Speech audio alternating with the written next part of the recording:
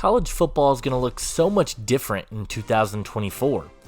The Pac-12 is no more, and all of those teams, minus Oregon State and Washington State, have joined new conferences and have pretty bright outlooks.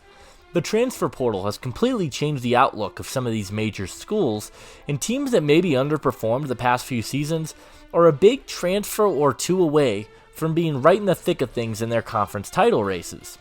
The 12-team college football playoff will also increase competition down the stretch, and many teams are going to be fighting to put themselves in position to be one of the teams who can be playing for the national championship.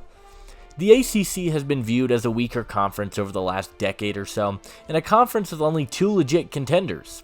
But with the expansion of the ACC and adding Cal, SMU, and Stanford, as well as so much talent entering from the portal, the race to the top in the ACC is going to be super exciting this year. Today, we're going to be giving my predictions for every team in the ACC, what I think their record is going to be, as well as who I think makes the playoffs from this conference. If you guys are new to the channel, consider hitting that like and subscribe button. I do tons of college football and NFL draft content, and we'll be previewing the remaining 3 Power 4 conferences over the next few weeks. Also, be sure to check out my Patreon page. For $5 a month, you will receive exclusive access to my draft guide, be able to participate in the Fantasy League, and get exclusive access to our live streams. So be sure to check that out as we take a closer look at the ACC. The ACC over the last decade has been completely run by Clemson and Florida State. Over the past decade, every year, except 2021, when Pitt won, the ACC has been won by one of those two schools. To put things lightly, the ACC has not been a conference of parity. That being said, it has been pretty competitive, and each and every year it seems there is a new team in the conference title game, but nobody is able to get over that Clemson or Florida State hump. But this year I think the ACC is wide open for the first time in a long time. Florida State lost a ton of talent to the NFL draft, and Clemson is kind of in a weird spot with their program. I think there are a number of teams that are going to come in and be very exciting this year. Over the last few weeks, I've been going through each and every schedule in the ACC, and we will be going through each team as I break down their rosters, their additions, as well as their schedule, and ultimately give my ACC championship prediction going from the bottom to the top. So let's take a look, starting with the worst team in the ACC. To me, the worst team in the ACC is super clear, and it is the Stanford Cardinal. It shocked a lot of people when Stanford, of all teams, joined the ACC. After all, it is the Atlantic Coast Conference. It's been quite a while since Stanford has been at the top of the college football world. This team has really had their struggles over the last decade or so. This team was pretty awful last year, in their final season in the Pac-12. They finished with a 3-9 record on the season, and they were just awful. They had the second worst defense in the FBS in terms of points allowed, and on top of that, they ranked in the bottom 25 in terms of points scored. Stanford hasn't had a winning season nor made a bowl game since 2018, which during the David Shaw era seemed inconceivable at a time. This team has also done a pretty poor job at bringing in more talent, only adding 4 players in the portal, and they lost 2 of their biggest contributors on the offensive side of the ball in running back E.J. Smith, as well as tight end Benjamin Jurasik.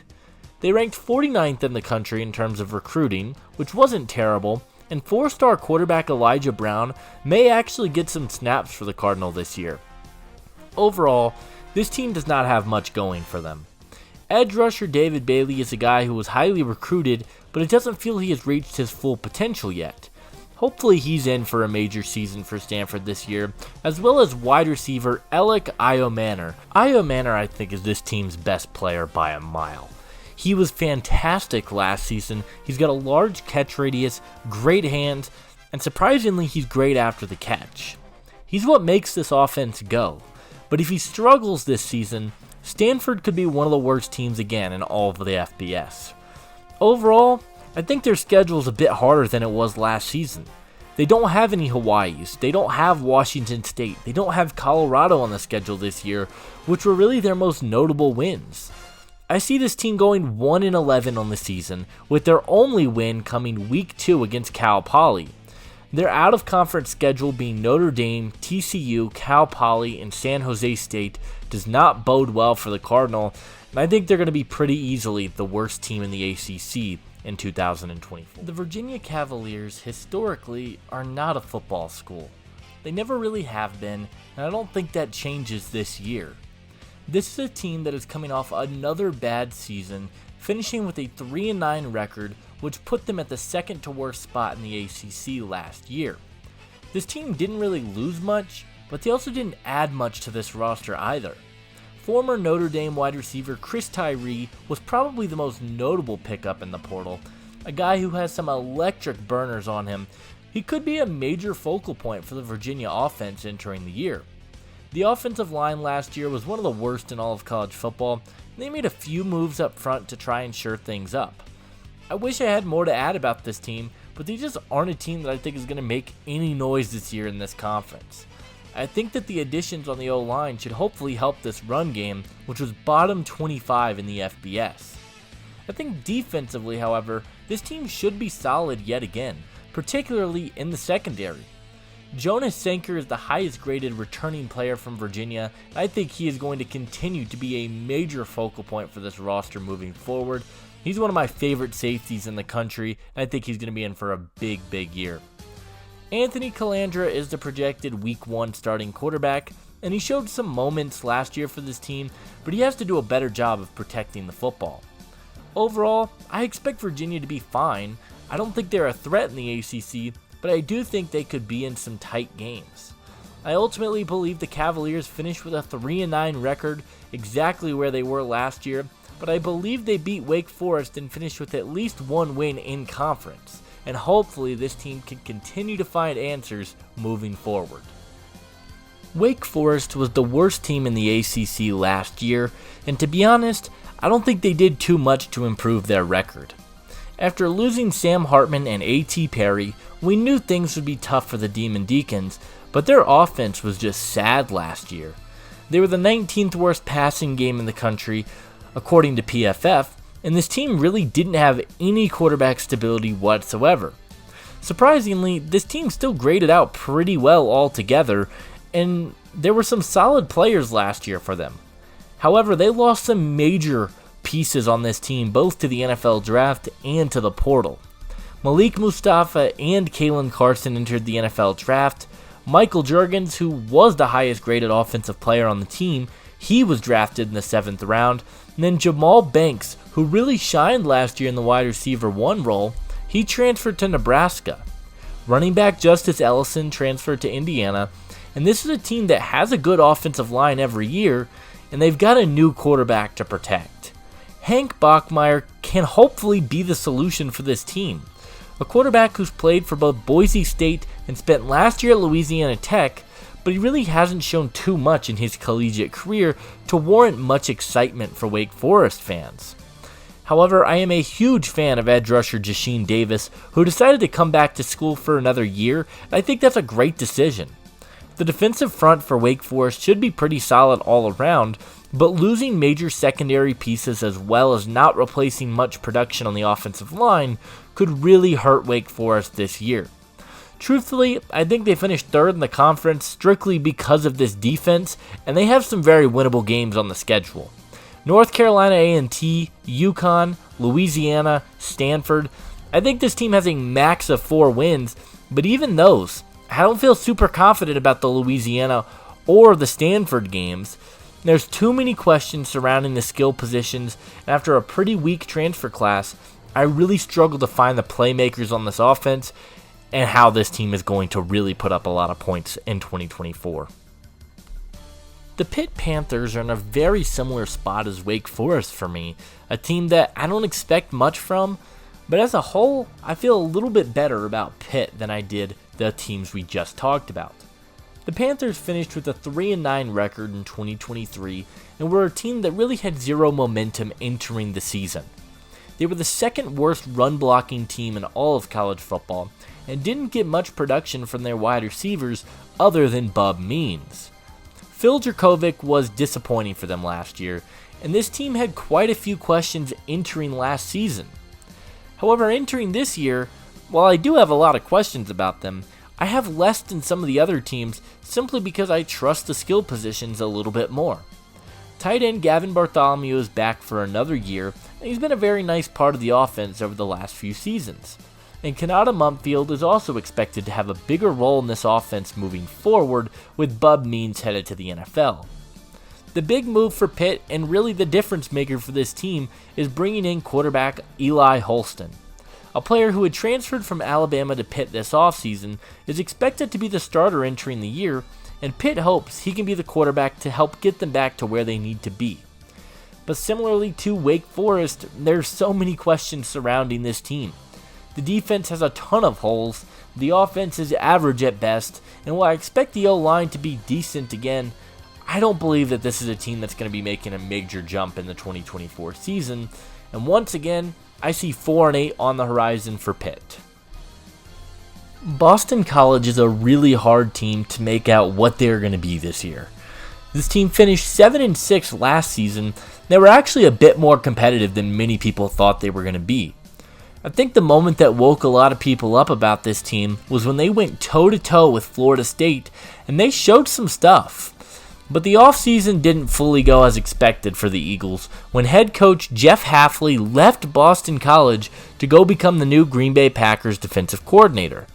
Then it got even weirder when they hired Bill O'Brien to be the program's next head coach. I love what he offers though. This is a guy who has NFL experience, and I think he can make this program relevant again.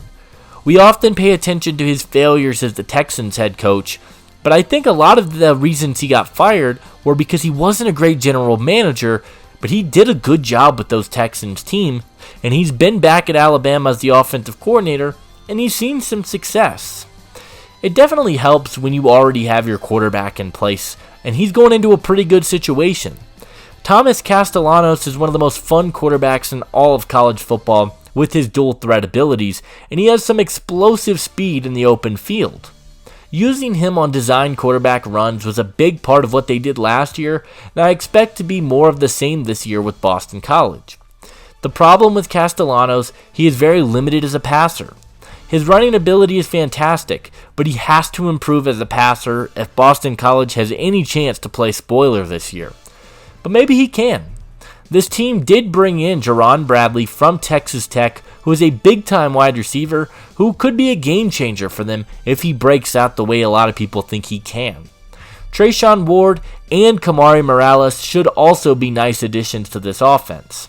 The offensive line also has some potential yet again, and I think there are certainly pieces in play for this team. But they do have a tough schedule, and I don't know how well this team will mesh with Bill O'Brien in year one.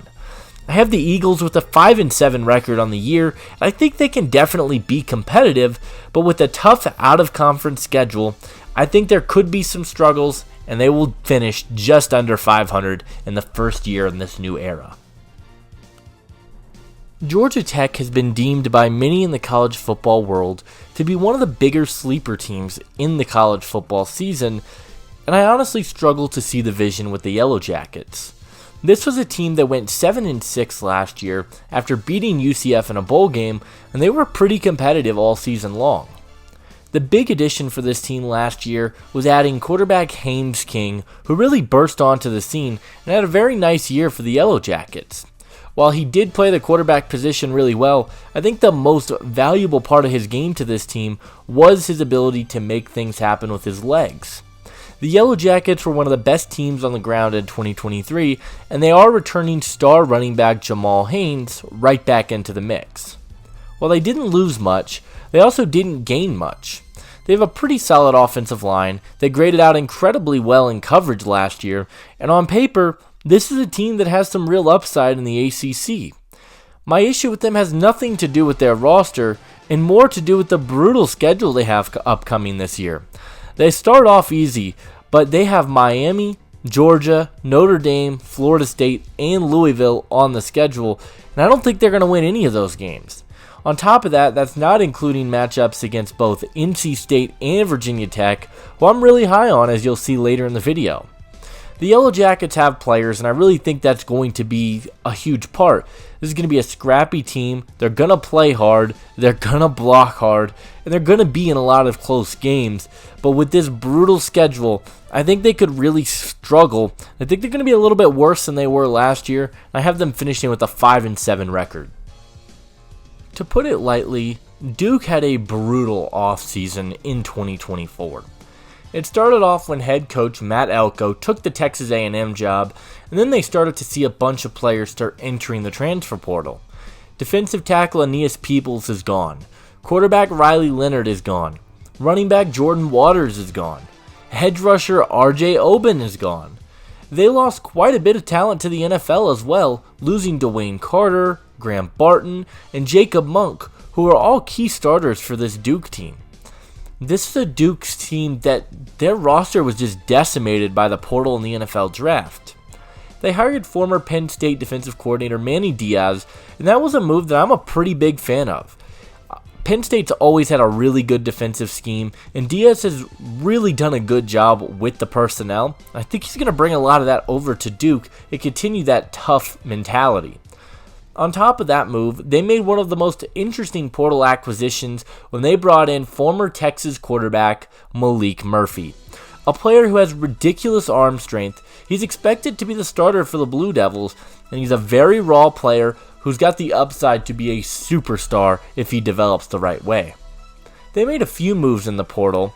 Malik Murphy, defensive tackle Kennedy Charles from Liberty, those are expected to be big difference makers, and they also got Jack Purcell from Penn. This team graded top 25 in the country in coverage last year and are returning both Miles Jones and Chandler Rivers. I think there could be some growing pains with a new quarterback and a new head coach, but the schedule is pretty favorable out of conference. I think the Blue Devils are bowl eligible in the first year of the Manny Diaz era, and they finish at 500 with a 6-6 record.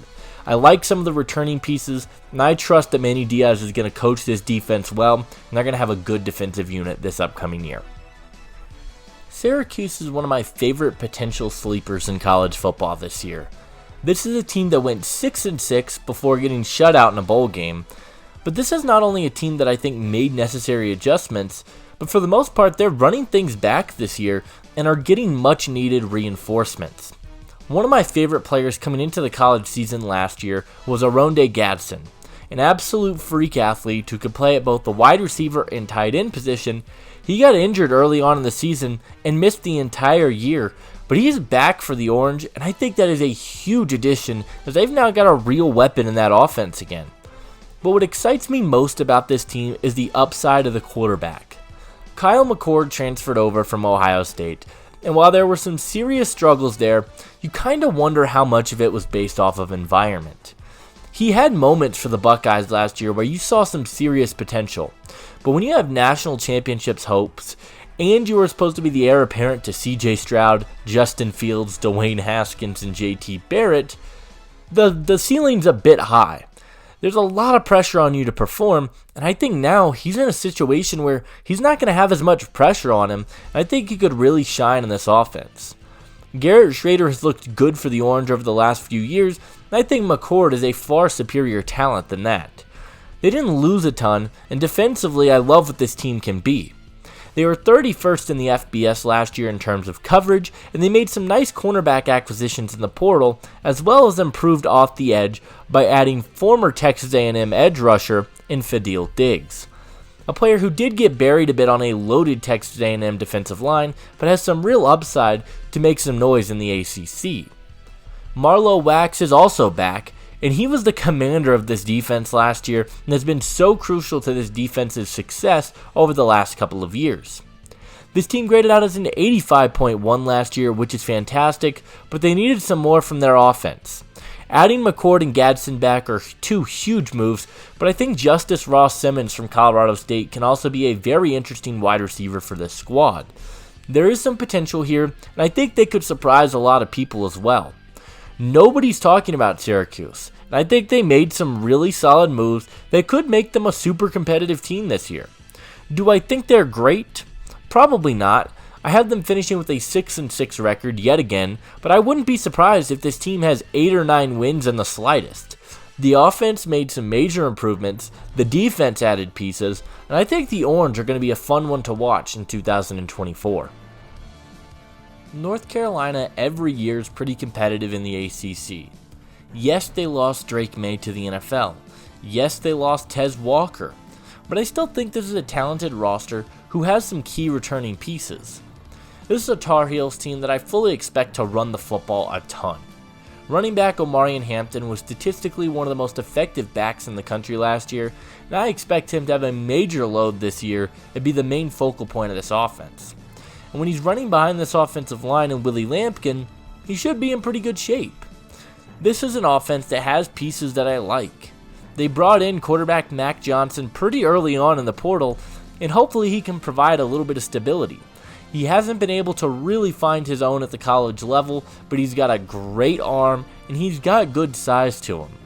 At the tight end spot, they're returning Bryson Nesbitt, and they added Jake Johnson as well. While they didn't make many moves this offseason, they are returning a lot of their key players. The defense has had some concerns, but I love bringing back edge rusher Kyman Rucker and Power Eccles, who were two huge pieces for this team last year.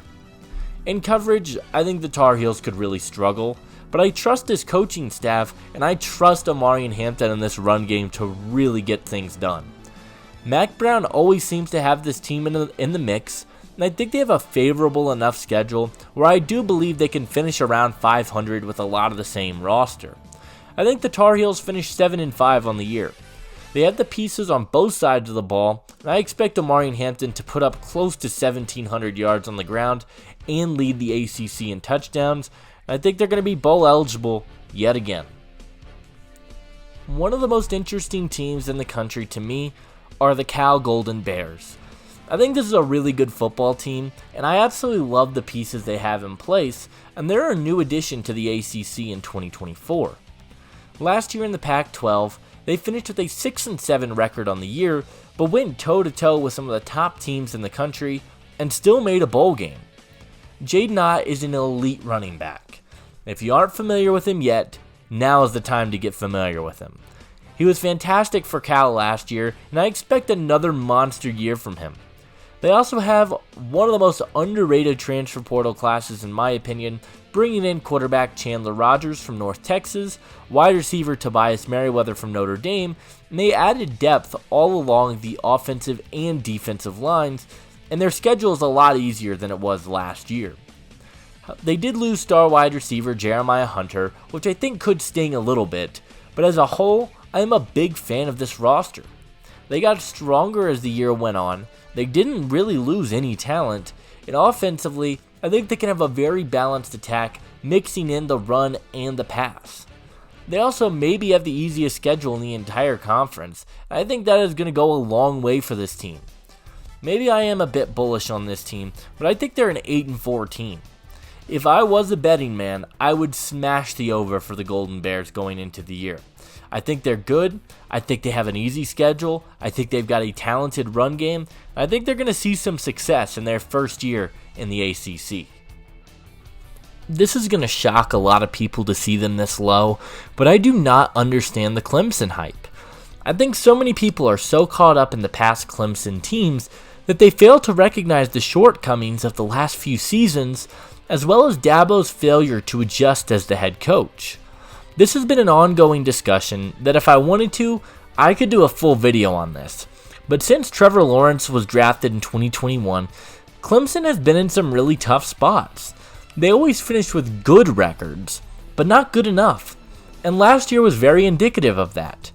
This was a team that came into the season with some sky-high expectations entering the year and absolutely crapped the bed in the season opener against Duke. There are a number of reasons, but I still think Clemson has yet to find the guy for them at the quarterback position. Cade Klubnik is a player who I do like, but he held them back in some games last year and kept them out of games they should have been able to win. The other reason why I think Clemson really has struggled is Dabo Swinney's failure to adapt as a head coach. The transfer portal is the best way to acquire talent in this modern era of college football. Dabo Swinney has not only not used the portal to his advantage, but he has openly talked very highly of his recruiting, claiming that nobody in the portal was going to help them win a title, which to me is just outrageous. When you look at the last 5 Heisman winners, 3 of them have been products of the transfer portal. To say nobody can help you is insane. Clemson is the only Power 4 school to not add any players from the portal, and on top of that, players are leaving Clemson. Key players for this team left. Wide receiver Bo Collins is headed to Notre Dame. Cornerback Toriano Pride transferred to Missouri. Star defensive back Andrew Makuba transferred to Texas. When you're losing key starters, you have to be able to replace the production, and Dabo has refused to adjust and adapt. And ultimately, I think that will be the downfall for Clemson this year. Not that this team is going to be bad, but they have some questions for me. That being said, I do think we will see some stars emerge. We talked about quarterback Cade Klubnik, and I still believe in him.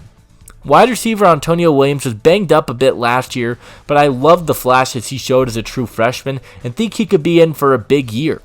Their tackle situation is in a good spot, with Blake Miller and Tristan Lee holding it down, and we know Dabo always gets the most out of his defense. Barrett Carter returning for this team was absolutely massive, and I expect Peter Woods to have a monster year for this team. Woods last year showed some flashes, and if he can develop as a pass rusher, I wouldn't be shocked if he is an All-American next year. The key player for this team to me is running back Phil Maffa. In limited carries last year in a joint backfield, I was super impressed with what he showed, and I think he can be in for a really big season. I like this team. I do. There's some talented players here, but we haven't seen everything be put together. And on top of that, I think the talent around them got better. Overall, I see their schedule panning out like this. They lose the opener at Georgia, and I think Florida State, Louisville, and Virginia Tech all get the better of them. Overall, I think Clemson finishes 8-4. They are good enough to qualify for a bowl game, but I don't see them anywhere near the favorites in this conference, and I think a failure to reach the 12-team playoff could be the end of the Dabo-Swinney era in Clemson. NC State is super under the radar going into this season. They were pretty competitive last year with some lackluster quarterback play from MJ Morris and Brennan Armstrong. Now, they've added former Coastal Carolina quarterback Grayson McCall to the mix. I love this guy. I think he's a really smart player who's very accurate with the football, and he's exactly what this Wolfpack team has been missing over the last few seasons. I think he's going to come in and be an immediate impact, and the offense has their go-to weapon. Kevin Concepcion should be in for a major year for the Wolfpack this year. He was one of the nation's top freshman wide receivers last year, and I see no reason why he does not absolutely light it up this year for the Wolfpack. The tight end room got a little bit better by adding Justin Joly from UConn, and I love the offensive line, particularly left tackle Anthony Belton. This is a Wolfpack team that seems to be pushing out offensive line prospects each and every year, and Anthony Belton has been a very productive left tackle, and you can see my interview with him up on the Patreon. Defensively, they are losing their captain in Peyton Wilson, but Aiden White is one of the country's top cornerbacks and is another guy who I think is going to be an awesome player for this team this year. The Wolfpack are a good team, and they have been for the last few seasons, but they've never been able to take that major leap, and I think this could be a major stepping stone for this program. I think they have quite a few favorable matchups. I love the quarterback moves. I love the wide receiver room. I have them finishing at 9-3 on the year, finishing 5th in the ACC. Louisville was a game away from winning the ACC in 2023. What held this team back in the ACC championship game was poor quarterback play. Against a depleted Florida State team, Jack Plummer was unable to get it done, and so the Cardinals were active in the transfer portal and were one of the biggest winners in my opinion. Granted, that Florida State defense was elite, but they needed to make moves nonetheless, and they brought in Tyler Shaw from Texas Tech. Shaw has showed some potential in his collegiate career, there's no doubt about it, but he has a significant injury history that does scare me a little bit as he comes to the Cards. On top of that, they added some major wide receiver additions. This team was 13th in college football in terms of rushing last year, but they needed to add some new weapons to the mix, and this wasn't a team that loved to air the ball out. they added Ja'Cory Brooks from Alabama, who I think has some potential, but really fell out of the rotation last year for Bama. And they added Colin Lacey from South Alabama, who is a speedster that has been very productive over the last few seasons for the Jaguars. On the defensive side of the ball, this team was loaded last year, and they continue to add pieces while returning some of their own. Thor Griffith dominated at Harvard the last few seasons, and he expects to be a major difference maker for this team. Edge rusher Ashton Gelati and cornerback Quincy Riley were both studs for this team last year, and they are also returning for another year. You can certainly see a world where this team is super competitive and makes a lot of noise, but the O-line is almost completely brand new, and the run game I don't think is going to be as dominant as it was last year, with both Jawar Jordan and Isaac Guerendo heading to the NFL. There are some question marks that I do have around this team. They have a tougher schedule, I think, than most people realize. I think Louisville finishes 8-4. They are a bowl team, but compared to some of these weapons and teams at the top with more established pieces, I think Louisville is going to fall short for another year. The last new addition to the ACC this year were the SMU Mustangs, and I think they immediately are a contender to win the ACC in 2024. This team went 11-3 last year, winning the American Conference, which is not an easy task, by the way, and they have a loaded roster. They are led by the gunslinger, Preston Stone. I love this kid. He is fearless and he loves to sling the ball down the field, and I think he's one of the most intriguing quarterbacks in the entire country this year. Most of his weapons are coming back, but none bigger than his tight end, RJ Maryland, another big piece of this offense last year, and he's going to be back for this team. Where SMU did get a little bit worse was on the interior of their offensive line. They lost a couple of major starters on the offensive line, and while I like the moves they made to combat them by bringing in Savion Byrd, Branson Hickman is going to be a tough loss for this team. They were the 7th best team in college football last year according to PFF's metrics, and the defense is bringing everyone back. Elijah Roberts was fantastic for this team. They were elite in coverage, and I think they have all the tools to be a contender for the college football playoff. I think the lack of a true number one receiver and an elite run game could hold this team back just a little bit, but that being said, I think the Mustangs have done a fantastic job of recruiting and putting this team in a position to make some serious noise in a power conference. They also avoid some of the major powerhouses in this conference. Outside of Florida State and Louisville, they really don't play anybody tough. They have a pretty easy schedule, and I think the Mustangs finish 10-2. I love this roster, I love Preston Stone, and I think they're going to be one of the most exciting offenses and most fun teams in the entire country. Florida State lost so much talent this offseason, both to the transfer portal and the NFL draft. Jordan Travis, Trey Benson, Keon Coleman, Johnny Wilson, Jaheim Bell, Jared Verse, Braden Fisk, Jarian Jones. I mean, the list goes on and on.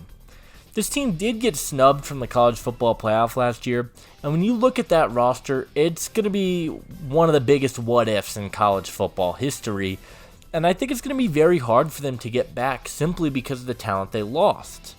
But I don't think this team goes undefeated this year. They have some guys that I think could be major contributors right away, and I think they had a very good transfer portal class.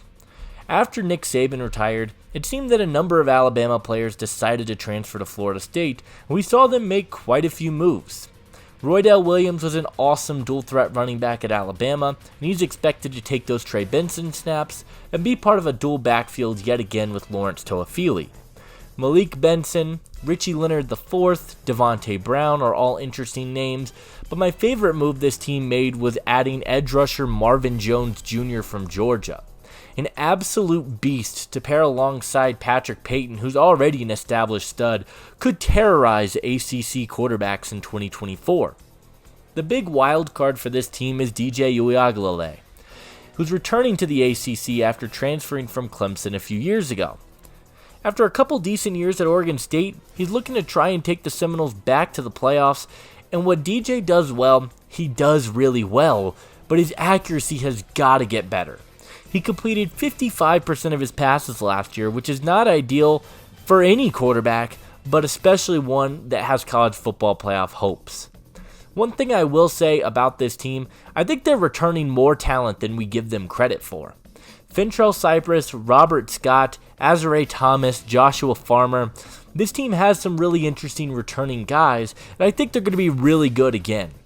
After a few dark seasons, Coach Norvell has brought Florida State back to relevancy, and I think they're going to be really good again. However, they're third in the conference for me. Miami and Notre Dame, I think, could both be losses. At best, I think they finish 11-1, and that still might be good enough to get them in the college football playoff. However, I do not believe they will be playing in the ACC championship game in 2024. I have some questions about the chemistry, as well as if DJ Uiagalelei can be consistent enough to win them a title. Virginia Tech is the big sleeper in this conference, and it seems more and more people are starting to get on board with this one. They have the highest number of returning players entering the season, and while they didn't make many moves in the portal, they didn't have to, in my opinion. This is a team that really started off slow last year, but as the year went on, they started to find their groove and ended up finishing 7-6 with a bowl win. They have a young, budding superstar at quarterback in Kyron Drones, who is one of the most shifty and athletic quarterbacks in the country, and he has some really nice arm strength to go along with that. They went out, they want to get him on the move and run the football a lot, and they were top 50 in the country in terms of rushing last year. On top of that, they made one of the biggest transfer portal additions in the entire country, bringing in former Duke defensive tackle Aeneas Peebles. A defensive tackle prospect who is a great run defender and a great pass rusher as well, was one of PFF's highest graded players in 2024, and I had the privilege of getting to interview him, so be sure to go check that one out in my Patreon as well. They didn't make a lot of moves this offseason, but they have some returning guys that I think could make huge impacts. Antoine Powell-Ryland was an edge rusher that people thought was going to come out last year, and he decided to come back to school, and he is a powerful player on that defensive line. And then Mansour Delane and Dorian Strong man up that secondary and are going to be a lethal cornerback duo for opposing quarterbacks this year. This team is going to have an elite defense, and I trust Kyron Drones is going to take another big leap this year, as well as wide receiver Ali Jennings, who's going to continue to be a big part of this offense. This Tech team has a very easy schedule as well, and the only loss I see is against Miami this year. I am all in on the Hokies, a team that really hasn't seen much success over the last few years. I think this is their time, and they're going to be in the ACC championship game. My number one team in the ACC's got to be the Miami Hurricanes. I'm going to sip the Kool-Aid. I think this team is going to be really, really good in 2024. They added the top transfer quarterback in Cam Ward. The Washington State offense was terrible last season, and there were so many screen passes that he really didn't get to showcase his true talent. Cam Ward is a good football player. He's got the arm talent, he's accurate, he's smart with the football, he's athletic. He can do a lot of things, and I think he's going to be a Heisman candidate in 2024 because of what he can do as a dual threat player. They had a good offensive line last year with Miami, and I think you can expect the freshman left tackle Francis Mauigoa to take another major leap in year 2. The weapons Ward has at his disposal now are just nuts. When you compare it to what he had at Washington State, Xavier Restrepo is a smart, physical wide receiver who has incredible hands and knows how to separate. They added Sam Brown from Houston. And oh yeah, Damian Martinez, who ran like a baby Marshawn Lynch last year at Oregon State, he's coming to town. This offense was everything a Hurricanes fan could ask for, and defensively, they should be awesome as well. Ruben Bain was so productive as a true freshman, and now I think his game's going to go up another level as he's got more help on the defensive line as Miami added Elijah Alston from Marshall and Tyler Barron from Tennessee, who are both major edge prospects who I think could really help this team out. This team was good in coverage last year, and my only question is coaching. Can Mario Cristobal get his act together and finally take this team where it should go? On paper, this is the most talented roster in the ACC, and I don't think it's particularly close. I think he can, and I think he will. I think Miami will win the ACC in 2024 and will be repping in the college football playoff. So there you guys have it. My prediction for every team in the ACC for the 2024 season. Let me know who you guys think is going to win the conference down below. This video took me a long time to put together, so if you guys could leave a like, share, subscribe if you are new, it helps me out, and stay tuned as we are going to be doing videos like this for each Power 4 conference. I'll see you guys in the next one. Adios.